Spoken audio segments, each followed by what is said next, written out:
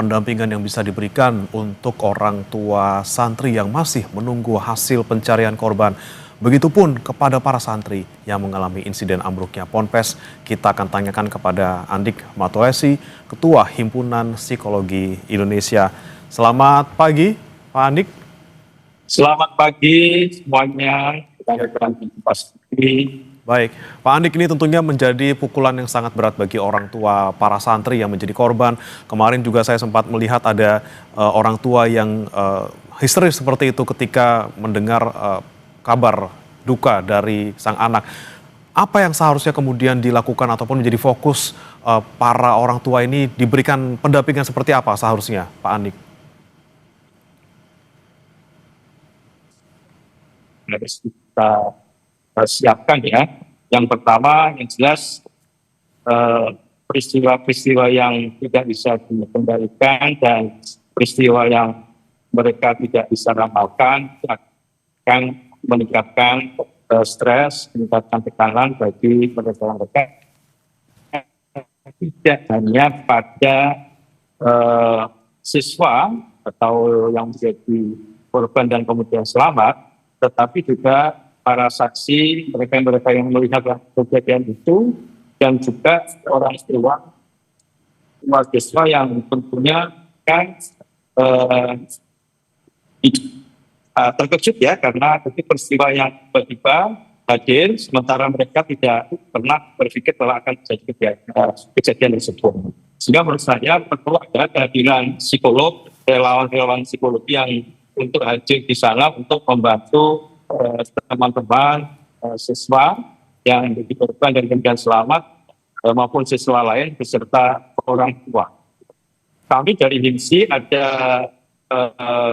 memiliki yang namanya Krisna ya, Korps Relawan Bencana yang ada di setiap wilayah, yaitu di HIMSI wilayah Jawa Timur yang bisa sewaktu-waktu untuk membantu atau memberikan bantuan apabila diperlukan. Baik, kemudian cara komunikasi yang harusnya dilakukan seperti apa, Pak Andik? Apakah kemudian memberikan pengertian ataupun apa yang sebenarnya harusnya dikatakan kepada para orang tua yang masih menunggu korban dievakuasi? Yang penting sebenarnya harus ada kejelasan ya, harus ada kejelasan terkait dengan korban. Karena selama tidak ada kejelasan, masih ada harapan gitu ya, masih ada harapan dan ada keinginan untuk anaknya itu bisa selamat gitu ya. Tetapi dari tim relawan seharusnya juga tidak menempatkan mereka di reruntuhan gitu, karena pada saat menempatkan mereka di dekat reruntuhan juga akan menimbulkan histeris, mereka pasti histeris dan mereka akan berpikir yang kemudian akan lepas kendali secara emosional. Jadi mungkin diharapkan ada di dekat pondok ada ruang-ruang khusus mereka untuk menunggu, untuk menguatkan mereka dan juga untuk memberikan konseling bagi mereka pada saat mereka mengalami itu. Oke, baik Pak Andik, ini kan selain yang kemudian lepas kendali, histeris luar biasa, ada juga yang mungkin tertekan sampai kemudian tidak bisa bicara, tapi ada juga mereka orang tua yang kemarin ketika saya lihat ada komunikasi dengan otoritas, mereka tetap tidak bisa terima, mereka menuntut segala macam kepada petugas untuk segera dievakuasi, padahal kondisinya tidak memungkinkan saat itu, saat masih banyak yang diperkirakan selamat. Bagaimana komunikasi otoritas sebenarnya ke para orang tua ini untuk memberikan pengertian kepada mereka, selain bisa menenangkan mereka, tapi juga bisa memberikan fakta yang sebenarnya di lapangan yang terjadi seperti apa? Kalau reaksi spontan pasti seperti itu ya. Siapa yang menghadapi kondisi apalagi itu terkait dengan anaknya pasti akan memunculkan reaksi-reaksi yang sangat emosional. Tetapi oleh karena itu tentu ada satu dari pemerintah daerah atau Pemkab itu ada satu orang atau dua orang yang menjadi komunikasi, yang berkomunikasi dengan orang tua, menjelaskan dengan orang tua dan memberikan tempat khusus sehingga mereka tidak mengganggu proses evakuasi gitu ya. Jadi tidak bisa kemudian orang tua berada di situ setiap kali karena pasti pada saat melihat gedung yang seperti itu pasti ingin segera ketemu anaknya, apakah meninggal atau hidup, ada harapan ingin hidup, dan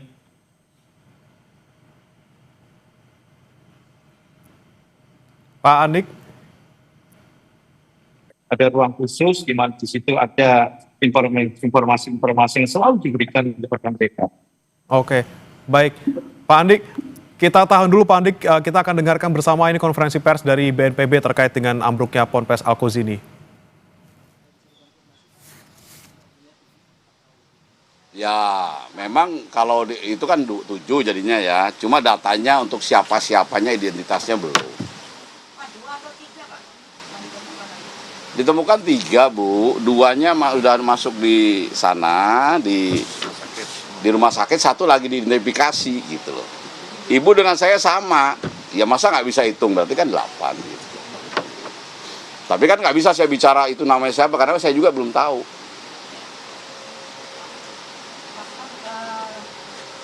Bapak sebutkan bahwa diperkirakan ada 58 itu Pak. Nah, lalu kemarin malam di preskon Bapak katakan sudah menyiapkan 300 Nah, bisa tolong dijelaskan Pak, ini 300 dan Ya itu antisipasi ya. Antisipasi kalau kita itu kan bekerja harus rencana cadangan. Memang di data ini 59 dikurangi tadi saya udah jelaskan, amat baik tinggal 58 kan. Masalah penyiapan kantong jenazah di atas 100-200 yaitu adalah persiapan Satgas. Persiapan Satgas. Jangan terus itu dijadikan polemik gitu loh. Jadikan polemik. Kan nggak mungkin gitu 58 terus kita bicara taruhkan 58 gitu. Iya kalau jenazahnya dalam kondisi kan di reruntuhan. Siapa tahu kan?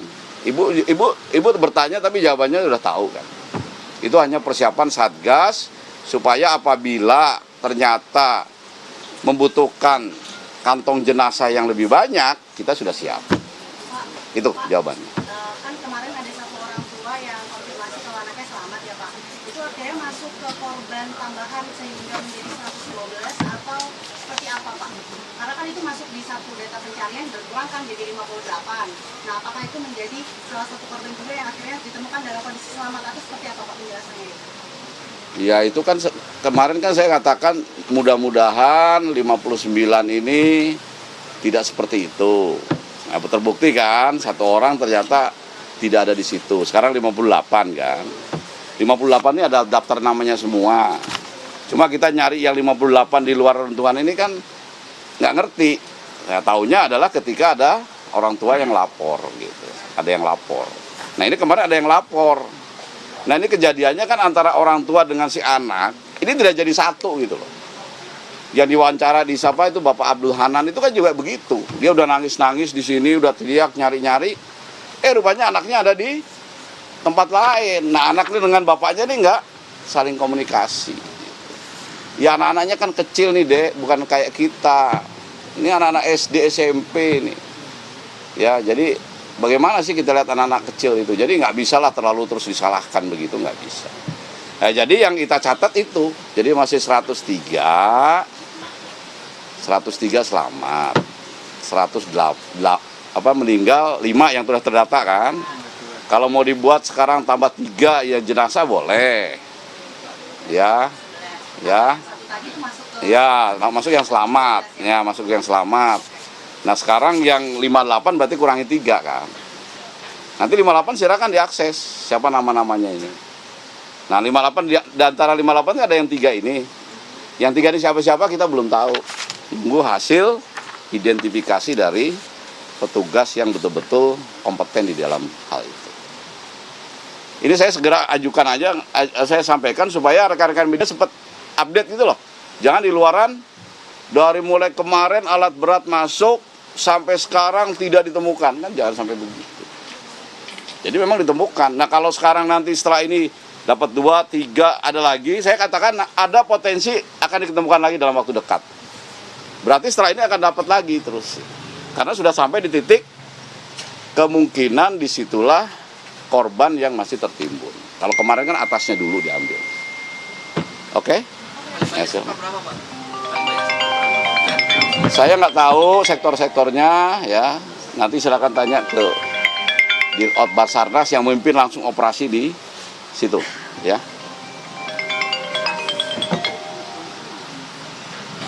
Ada lagi? Cukup ya? Cukup ya? Baik, kalau cukup nanti akan kita update terus. Tolong penyampaian saya ini disampaikan apa adanya ya kepada seluruh masyarakat, sehingga masyarakat yang mengikuti terus yang malam kegiatan kita di sini betul-betul paham bahwa kita sedang bekerja dengan sepenuh hati untuk menyelamatkan keluarga kita semua ini. Sekian, terima kasih, saya akhiri. Wassalamualaikum warahmatullahi wabarakatuh. Waalaikumsalam warahmatullahi wabarakatuh. Terima kasih Bapak. Terima kasih. Dulu gitu kan? Jadi Nempel saya terus itu kalau gantiin saya nanti. ini saya Bapak. 112 ya? Iya. Karena tadi yang terakhir yang 3 itu yang korban sosial. Ini kan 2, kalau dan masalah. Sebenarnya ini 1 ini tumpuk dari 3 ini. Ini kan jadi 1. Ini yang terakhir dimotong, masing-masing motong pon. 112 sekarang ya. 108 tambah 1 yang Selamat. sama tambah. Mana tadi yang tanya mbaknya itu? Mbak? Udah nggak di ini kan? Betul kan? 108. Terus Tambah 3 yang masuk ini. Tambah 1 yang sama yang ditemukan selamat. ya mudah-mudahan itu aja lah. Gitu ya Bu ya. Nggak ada masalah ya, kantong jenazah itu gini loh.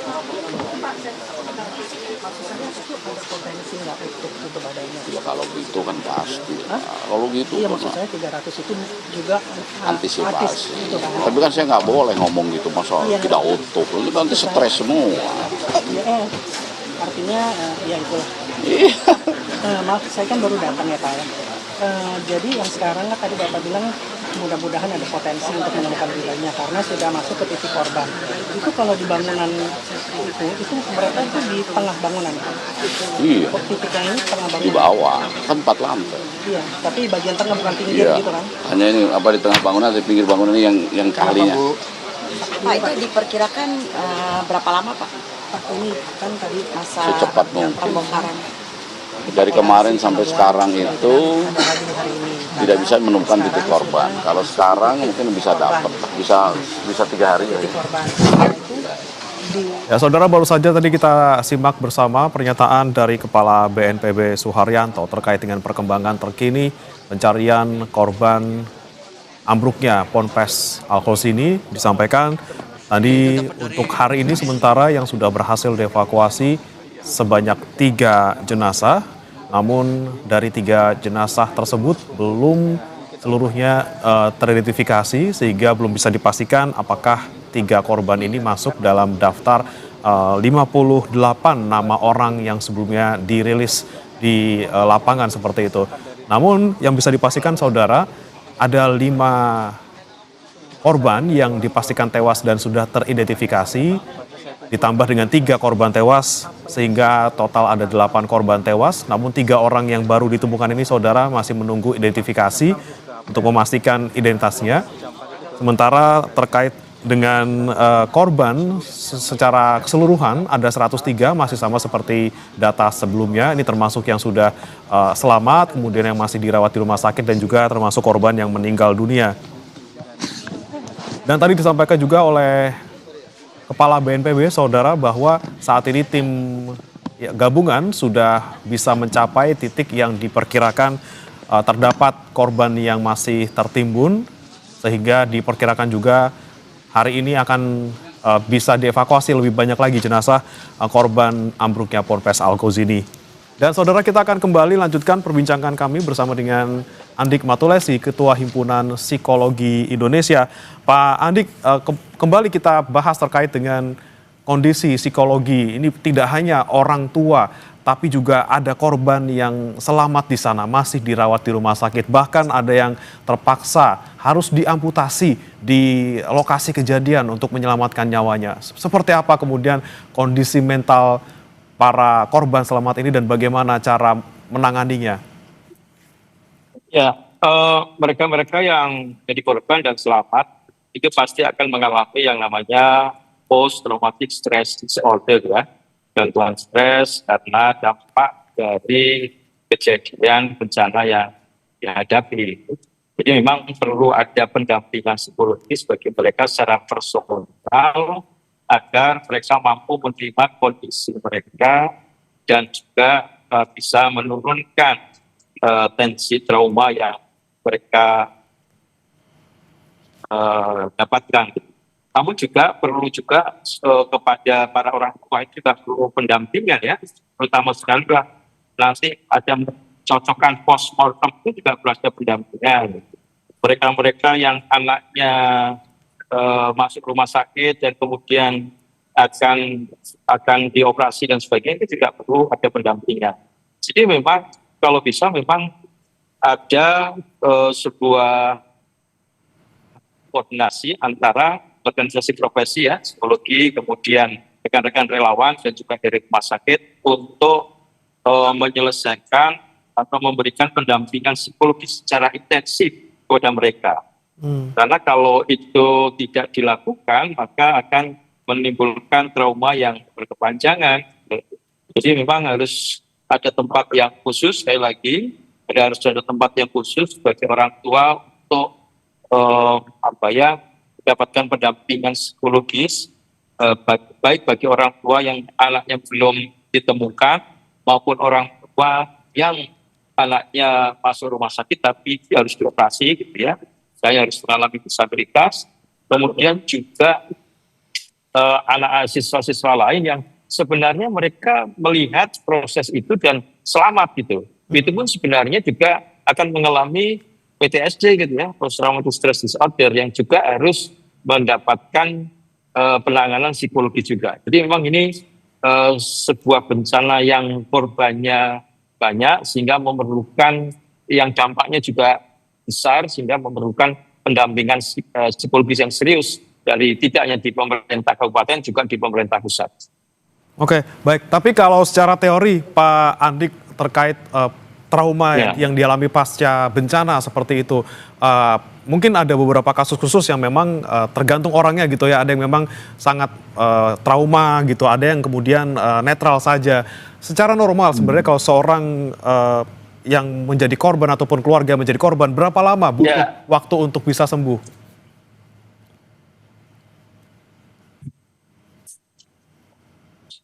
Pak Andik. Ya, silakan Pak Andik. Bisa saja berbeda-beda ya. Ada perbedaan. Ya, silakan Pak Andik. Ya, masing-masing orang pasti punya kemampuan yang berbeda di dalam menghadapi masalah ya. Ada yang dia mampu menghadapi dengan recovery dengan cepat, tapi ada juga yang recovery-nya lama gitu. Tetapi semuanya tetap perlu pendampingan psikologis gitu.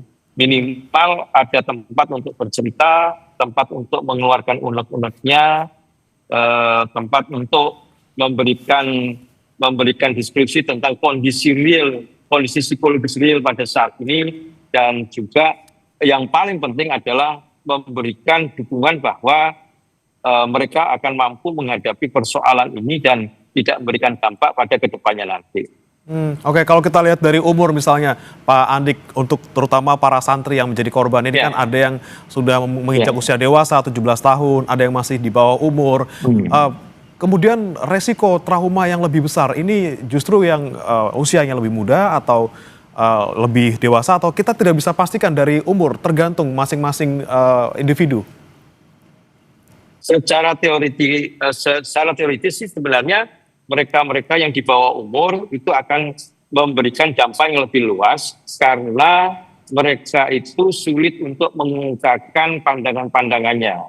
Kalau dibandingkan dengan mereka yang sudah dewasa, mereka relatif lebih mampu terbuka pada orang lain, tahu bahwa ada masalah tentang dirinya gitu ya, sehingga akan memudahkan untuk menyelesaikan persoalan itu. Tapi bagi anak-anak yang di bawah umur,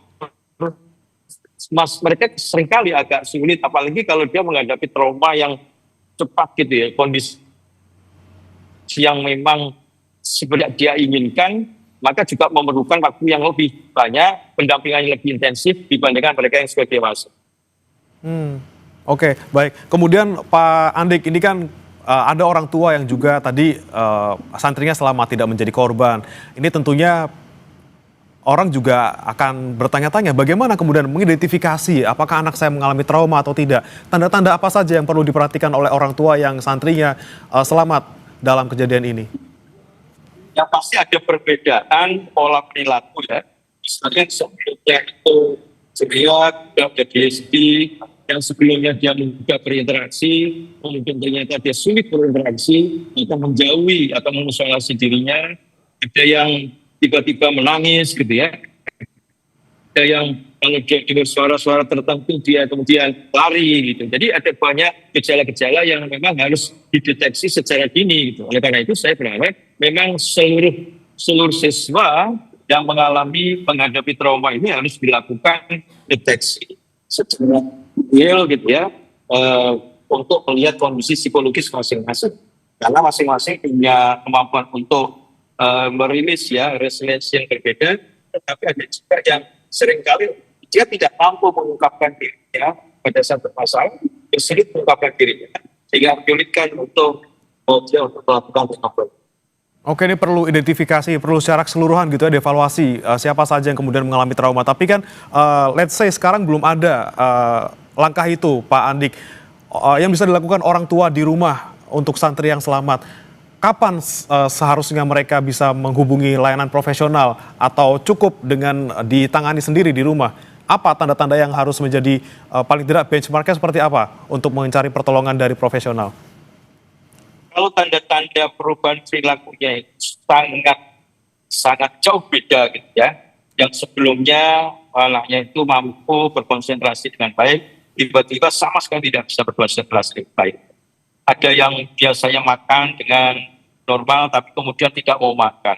Ada yang dia misalnya mendengar suara, bukan suara-suara yang kencang, itu kemudian dianalogikan dengan suara-suara gemuruh bangunan yang roboh gitu. Jadi bisa banyak sekali perubahan-perubahan perilaku yang harus dideteksi oleh orang tua gitu.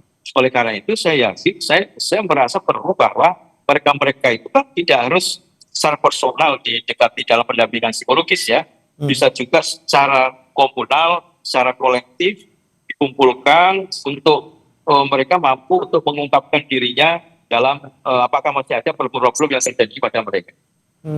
Baik. Pak Andi, kita kembali mungkin ke korban yang kurang beruntung. Ada salah satu beberapa yang kami cermati kemarin lagi-lagi diamputasi di lokasi kejadian, bahkan menyaksikan sendiri di depan matanya sendiri rekannya harus meninggal dunia tidak selamat, sementara dia beruntung berhasil selamat. Kemudian bagaimana nih kemudian memulihkan trauma khususnya bagi korban tadi yang menyaksikan langsung bagaimana temannya meninggal dunia dan juga harus kehilangan anggota tubuhnya secara permanen. Bagi survivor yang selamat, tapi dia juga mengalami kendala secara fisik, maka memang harus mendapatkan pendampingan secara khusus dari psikolog.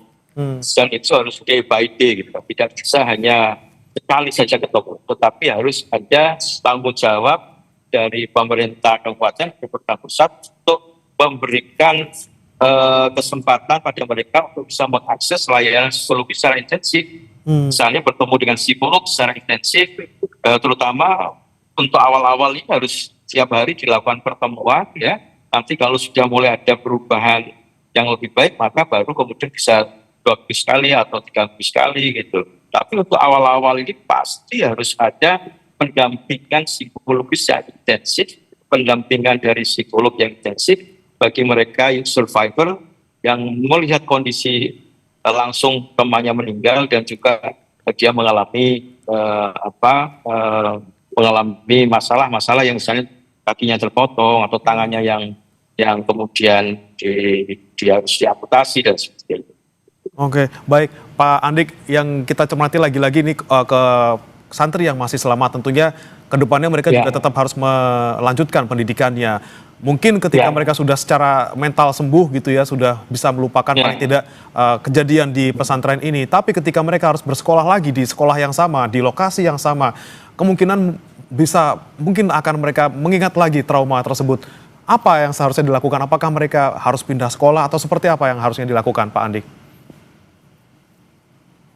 memang tidak mudah ya bagi siswa lain melihat teman dekatnya, melihat sahabatnya, melihat orang lain dalam posisi yang menghadapi sebuah kejadian yang besar gitu. Saya yakin siswa tersebut akan agak sulit ya untuk kemudian tetap berada di sekolah itu gitu. Ya, jadi memang kalaupun mereka mau bersekolah itu harus ada jaminan keselamatan bahwa gedung-gedung itu dilakukan kajian kembali gitu. Terutama terkait dengan gedung-gedung lain yang nantinya akan dijadikan tempat sekolah gitu. Ini menurut saya penting karena kalau kemudian berlalu begitu saja sementara tidak ada informasi tentang keamanan dari ruang-ruang atau gedung-gedung sekolah itu, saya yakin pasti anak-anak tidak mau lagi berada di sana gitu. Bagi mereka keselamatan, apalagi misalnya orang tuanya pun tidak mendukung itu gitu ya. Orang tuanya tidak mendukung dan ada banyak alternatif untuk mendapatkan sekolah selain di situ, itu juga akan membuat mereka tidak mudah untuk kemudian sekolah lagi di sana.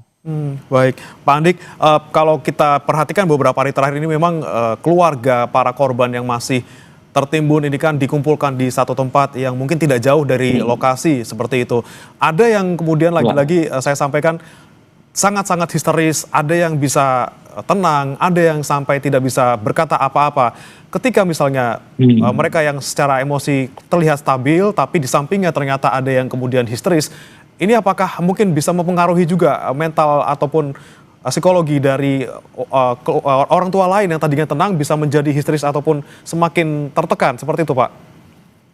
Pasti, karena dalam konteks histeria itu pada saat orang lain melihat kondisi yang lain akan dapat mempengaruhi kondisi psikologis rekan-rekan atau orang yang melihat gitu.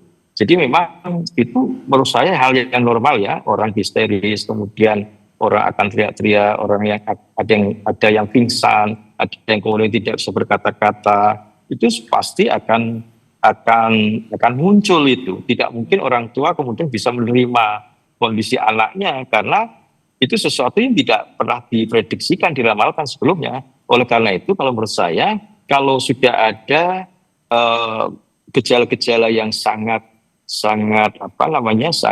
intens, misalnya dia sampai teriak-teriak dan kemudian pingsan berkali-kali, itu mungkin perlu ada penanganan lebih lanjut dan tidak ditaruh yang sama dengan mereka-mereka yang relatif reaksinya menjadi lebih normal gitu.